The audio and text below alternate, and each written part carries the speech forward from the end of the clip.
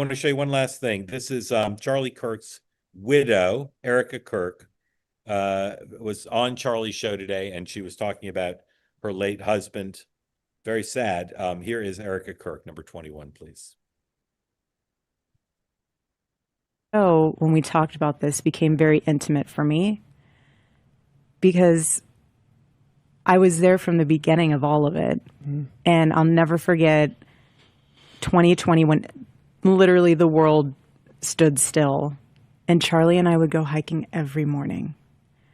And we would just talk about what life, the crazy things going on. And we came home from one of our hikes that season, and my mom pulled him aside in the kitchen and she goes, honey, they had a very good relationship. My mom and Charlie were best friends. We joked around that, oh, I know. We joked around that he was the favorite child.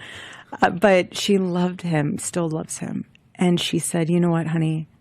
She said, God has blessed you with an amazing voice. And you will be the Rush Limbaugh of your generation. And 2 days later, you and him engaged in conversations about the show and about the podcast. Well, it was. Natalie, how have you and your friends experienced the introduction into the national conversation of Erika? Well, I was watching today. I was already a regular viewer of the Charlie Kirk show before his killing, and I thought it was she was incredibly poised to go on days after her husband's funeral to go on to the show. They said maybe she won't stick around after the break. She did. But I think, she deservedly, she is getting a lot of credit for having incredible grace in the moment.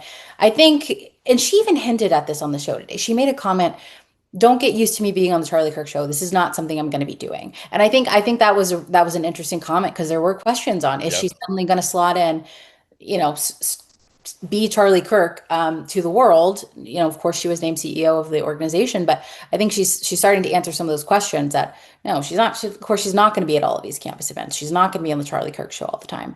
And so it's going to be interesting to see what her role is in pushing his legacy forward and keeping the organization going. And that's something she said again today, even down to making sure that Charlie Kirk's social media reach doesn't go down. They want to keep his following. And so it's something she's clearly committed to doing. And I think it's going to be up to her and only her what that looks like for her. But it was interesting that she said she's not going to be the one to take over the show.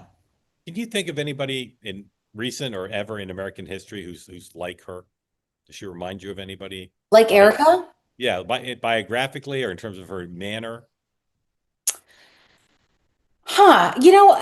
I guess I haven't really thought about her manner. I think she's a fascinating character because of everything that she and Charlie stood for in terms of the role of women in the home and submission to husbands. And then now clearly she has become the leader of this organization. And I think that's hard for a lot of people to wrap their minds around, maybe if they aren't familiar with conservative Christianity and gender roles and things like that.